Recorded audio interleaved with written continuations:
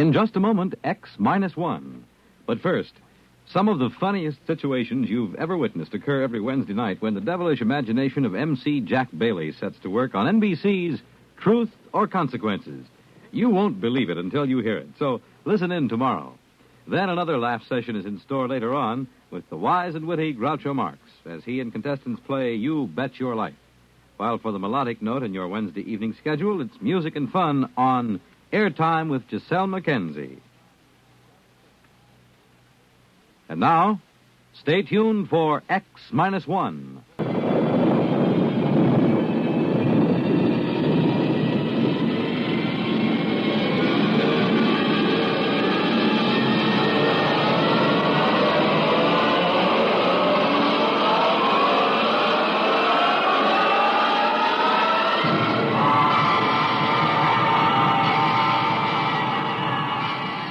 From the far horizons of the unknown come transcribed tales of new dimensions in time and space. These are stories of the future, adventures in which you'll live in 1,000,000, could be years, on 1,000 maybe worlds. The National Broadcasting Company, in cooperation with Galaxy Science Fiction Magazine, presents X minus 1.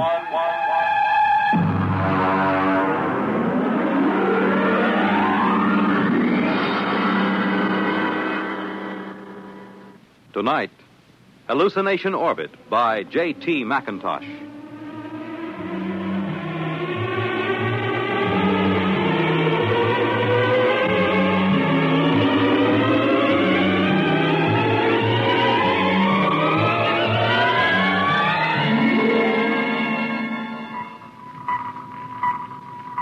Mr. Chaka. Sir? Stand by to release pickup rocket. Yes, sir. We'll break orbit in 8 hours, have damage control pull the rods on the number 3 pile. Check leakage. Yes, sir. Try and have the locks cleared of all unessential personnel when that pickup rocket comes back. There's no point in making trouble. I understand, sir. Pickup rocket away, sir. Very well. Take over, Mr. Chaka. I will be in my quarters if I'm wanted.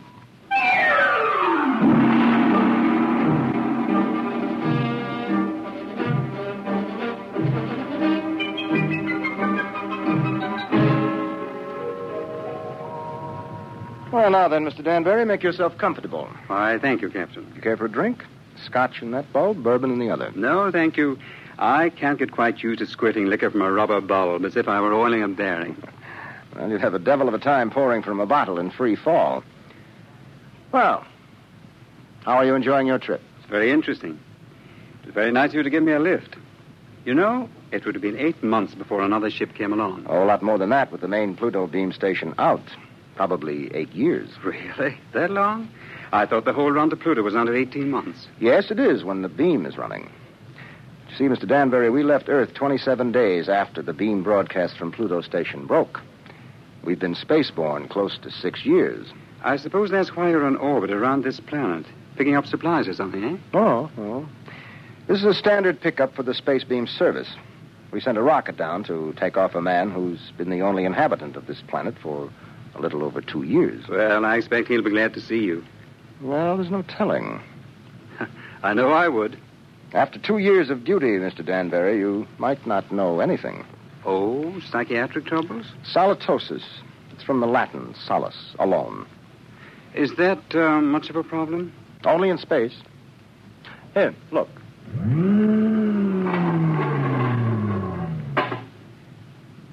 Look through that port. Seems empty. It is. It's empty of horizon, sky, sunlight, ground. It's empty of time. It's empty of people. You can't live in it too long without something happening. I see. But surely people have been alone before spaceflight. Oh, yes, but they have been on the same world with other people. And that seems to make a difference. You take a hermit on Earth, he may spend his life trying to escape civilization. Put him on a deserted world, he turns psychotic. Is there a cure? Oh, sure. Put him back with people. At least about 40 people. That seems to be the critical number. See, I have 48 in this ship's complement. I could run her with about 18. But if I tried to, I'd have psychos on my hands 6 months after blastoff. But then every one of these men on the beam stations, they're all alone, aren't they? That's right. Well, then they must get it. They do. It wouldn't pay to leave more than 40 men on a space station. And less than 40 is too dangerous. Halitosis can be homicidal. So they leave one man. Now, he gets it all right. But you can snap him out of it just by taking him back to Earth. That's why I like to have as few people as possible around when the pickup ship comes back. It can be pretty unpleasant. And what are they like? How does it affect them? Well, so far, I have picked up about 28 space station officers. I've seen 28 different sets of symptoms. I wouldn't want the job of getting those guys out of their stations and into that pickup rocket. Captain here. Pickup rocket. Signaling, sir. All right, Mr. Chalker, prepare to receive the pickup. Alert the psychiatric staff, and I'll be right there. Would you care to see them bring them in, Mr. Danbury? You're welcome if you have a strong stomach. I don't think so, thank you. All right. Mr. Chalker, as soon as the rocket is secured, make a trajectory for the next station. Yes, sir. That's Pluto Station 3. Carry on. Oh. Pluto Station 3. That will be a honey of a job. He has been on that lump of rock all by himself for close to 6.5 years.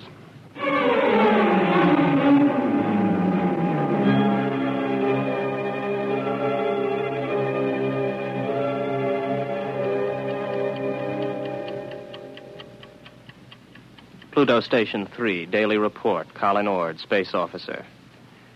Everything is in fine shape.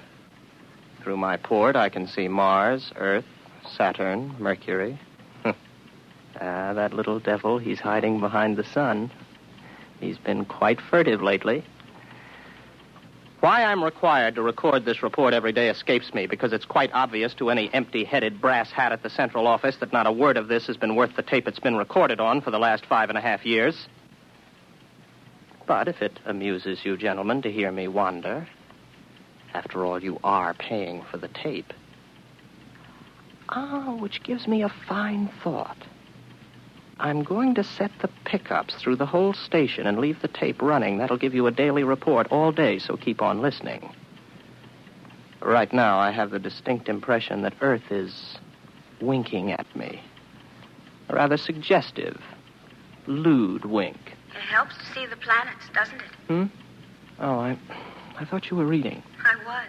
You know, if you hadn't been able to see the planets, you would have been a straitjacket case long ago.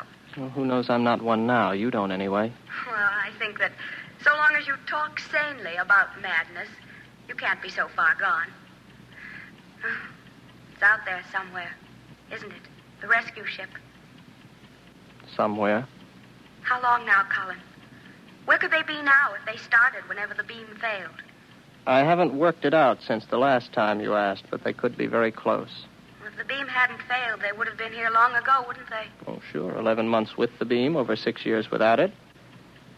Well, anyway, that triple time 6 years' pay adds up to quite a pile. You'll be set up for life when you get back to Earth, won't you? And at 29. I'll be rotten with money. Oh, well. It's been nice knowing you. That's because of the others before you. I've learned a lot. Never talk of the others. And above all, never talk of any others to come. I'm sorry.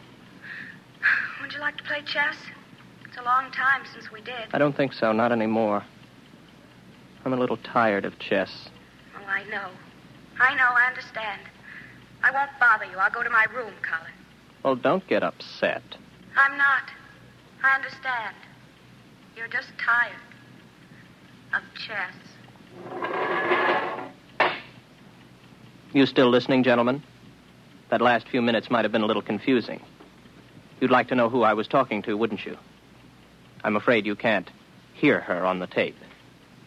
That's Una. And I'll tell you what she looks like. You might find it interesting. She's beautiful, but rather cool. She always wears a white shirt and sharp, creased green slacks. She's got a good figure, but in a calm sort of way. She plays a good game of chess, although I beat her 2 out of 3 times. Of course, you know why you can't hear her on the tape. But I still know, too. That's a point in my favor, isn't it? That brings up an interesting question, gentlemen, because I'm tired of Una. I'm beginning to find her a long, cool, slightly unappealing bore. My problem is how to get rid of her. I can't just tell her to vanish. She's a little too real for that. I dreamed up a ship to bring her. I'll have to find another to take her away. Well, I might as well get to it. Oh, no. No, I'm not going to bother about the ship. It's too much mental effort. I'd have to think up everything I saw, and frankly, gentlemen, I'm too tired. Maybe she'll take the hint. A lot of them did. Susie did. And Alice. Oh. I remember Margie. There was a girl. A load of bricks had to fall on her head. Took me 4 weeks to get rid of her. No. Let Una figure her own way to get off the station.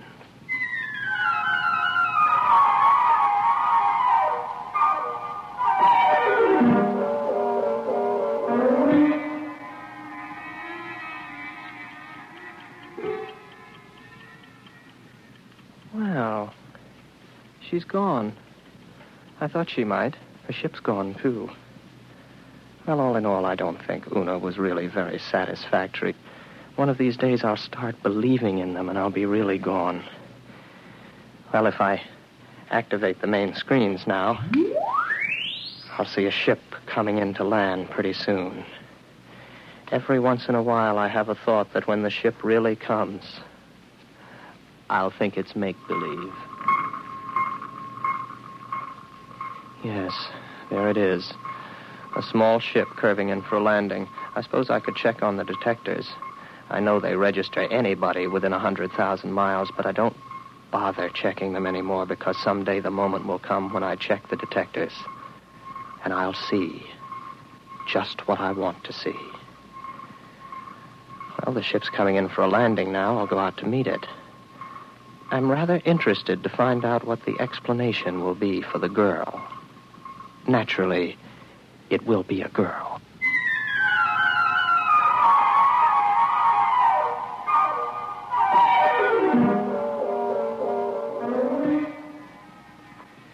It's all right. You can take your helmet off. The air's all right in here. You must be Baker.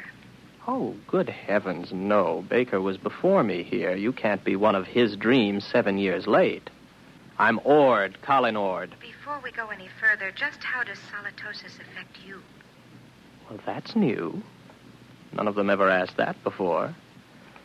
It makes me see things that aren't there. And you know there's nothing there? Sometimes. Do you know I'm here?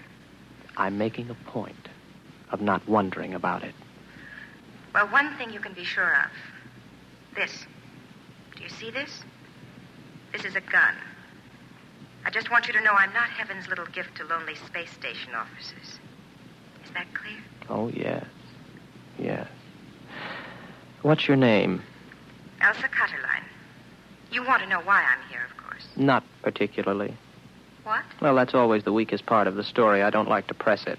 Why don't you, take off your spacesuit? I'll tell you why, just the same. I killed a man. Why and how doesn't matter. I had access to an experimental ship. I thought if I disappeared for about 2 years, Oh, please don't labor over it. I'm not asking questions. Why not? Well, when we get around to it, I would be interested in the story you can concoct for being dressed like the cover of a magazine story in rather minimal clothing.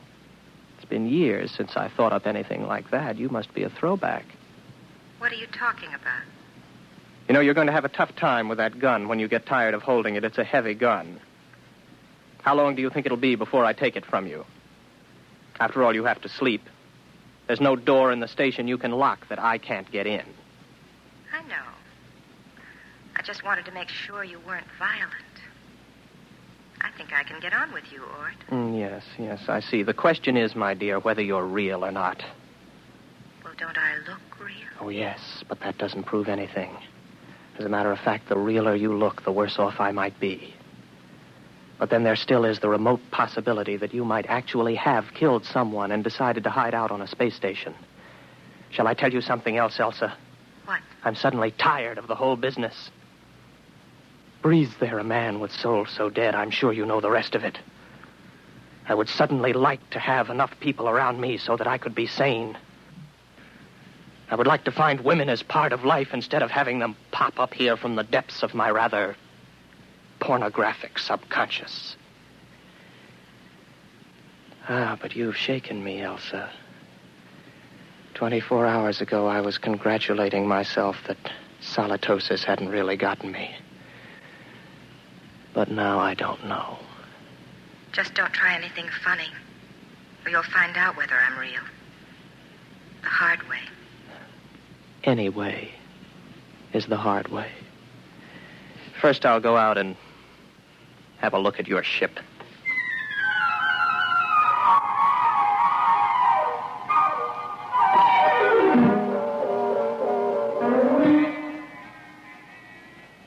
£14 per square inch air. Heat. Now, I take a gasoline lighter. There, the flame lights. But on the other hand, if there was no lighter and I see it, I could also see it burn when there isn't any air. As a matter of fact, how do I know that I can read a meter for air pressure? And now that I look again quickly, I find I haven't got a lighter in my hand, and as a matter of fact, the pressure meter reads 0. There's no air on this ship. As a matter of fact, there isn't any ship. Elsa is no more real than Una. All right, Colin, old boy, sit here and concentrate for about 15 minutes, and you'll be able to walk through the walls of the ship.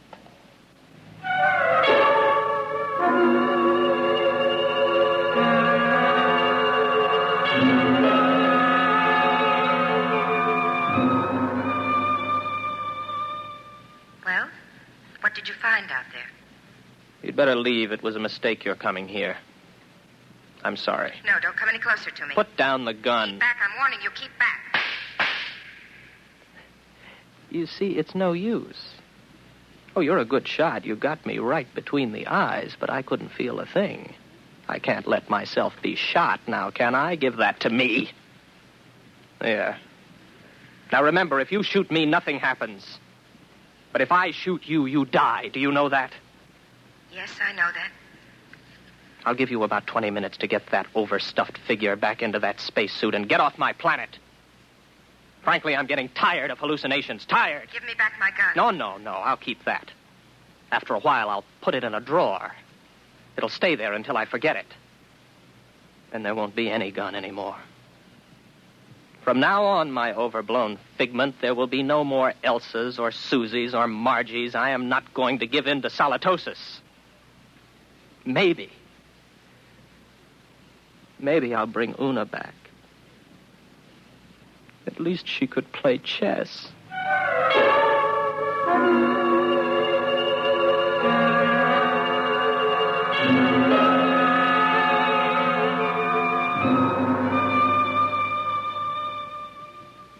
Pluto Station 3, Daily Report, Colin Ord, Space Officer.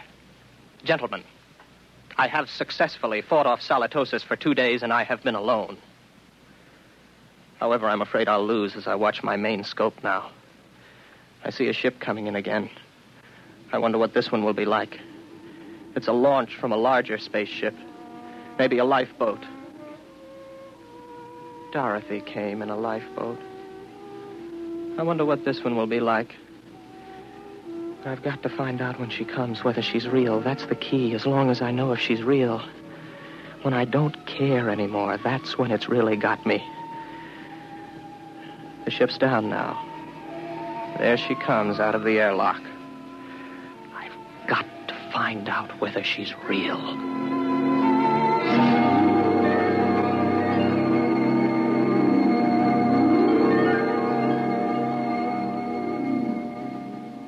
Colin Ord.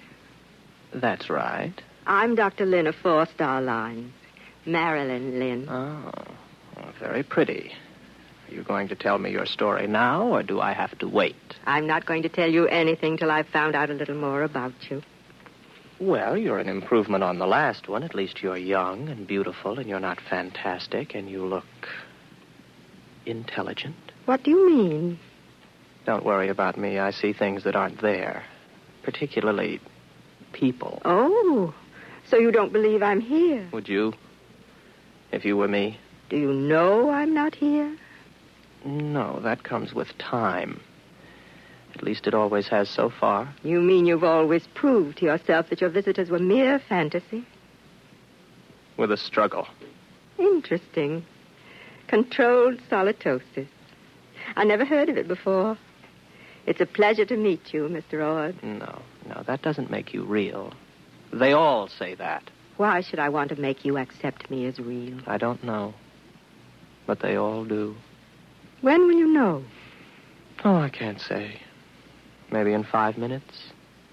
Maybe not for hours. How do you do it? You don't shoot me to see if I die or anything like that, do you? No, nothing like that. If I shoot you, you do die, like the witches in history. They'd die if they were, and they'd die if they weren't. Your mind has remained agile enough. Naturally. I never heard of solitosis inhibiting intelligence. Would you like some coffee? Is that part of the test? Whether more coffee is actually drunk than you drink yourself? No, that doesn't help. It would be very easy for me to make half what I thought I made, to fill a cup with nothing and pass it back. You look afraid. Why should I be? What am I doing? Am I doing something I don't know I'm doing? No. Would you like me to wash the cups for you when we're done? That won't prove anything. Next time they were used, I could just imagine they were washed, couldn't I? Where are you going? To find out if you're real. My ship. Go ahead. Good luck.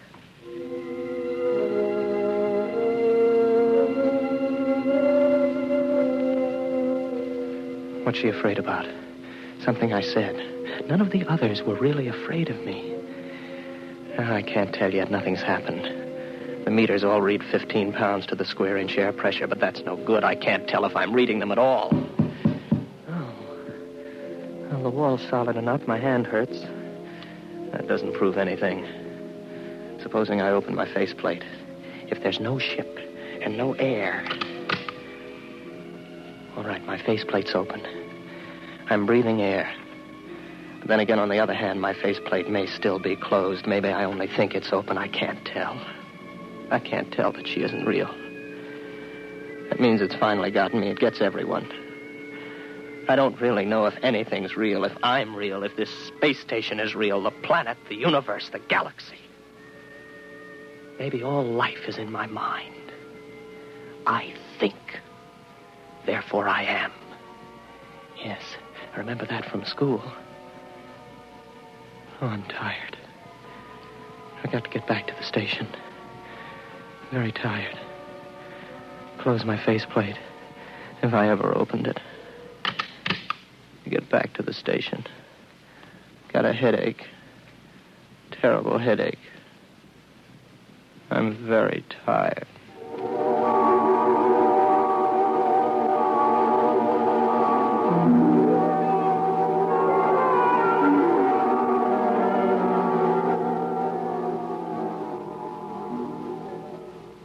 Are you all right now? Here, drink this. What happened? You came in the station lock and passed out. How long have I been out? About 24 hours. You're a very sick man, Mr. Ord. Reality. Very important thing, isn't it? It's the most important thing there is to learn. Merely to you.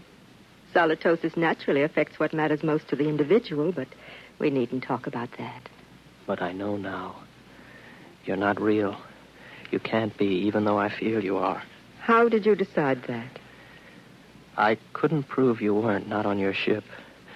I'm too far gone to figure out any test that'll work. But if you are real, then how did you avoid solitosis? The only way there is. There are 48 men and women in the relief ship that's in orbit around your planet right now. I came down in the pickup rocket. We have well above the critical number of people. I keep rational by knowing they're up there in the orbit, and as soon as I'm ready, I'll take you back up there. Well, I suppose I can wait. I don't really care if you're real or not anymore. I know. It'll take a long while before you care. You sound sad. What's the matter? It's the way you look at me. What do you mean? What do you see when you look at me? Well, you're strong. Sort of quietly beautiful. About my age. You're wearing a tunic and slacks. And you don't have a wedding ring. I noticed that. That's what I thought you saw. I'm real, but not your picture of me. I'm a doctor, Mr. Ord. All first contacts with station officers are made by trained psychiatrists. I'm a doctor. And I was a girl once. But that was 40 years ago. I'm 66. You can't be. Oh, yes. It was very nice to be a girl again. I could see myself in your eyes, and I almost felt young again. As I grow old in the next few weeks, Mr. Ord, you'll be recovering. That will show you how your case is progressing. When you see me as I really am, you'll be all right. Assuming you're real, Marilyn, it really must take something to come down alone to see one of us. I think I see you now. As you really are.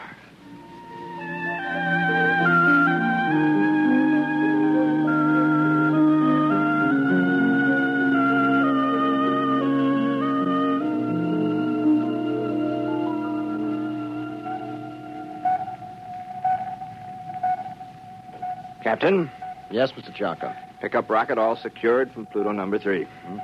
How is the poor fellow? Good as can be expected. He came on board with Dr. Lynn. Uh-huh. I'm telling you, these guys throw me. There he was, holding her hand, looking in her eyes like he was in love with her. And you know what a dried-up old bat she is? Yes, I know. All right, Mr. Chaka. Prepare to blast off.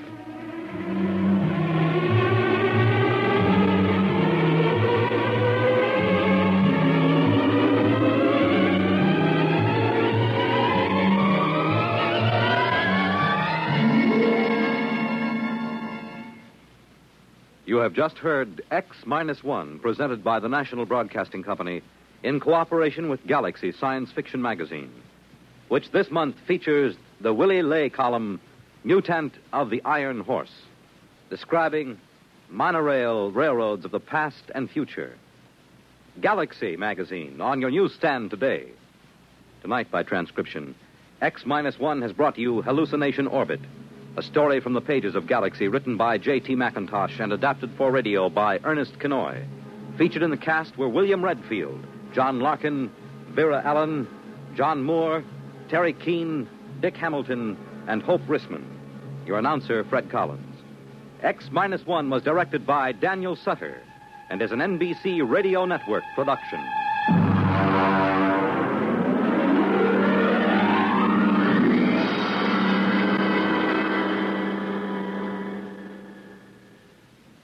National Radio Week.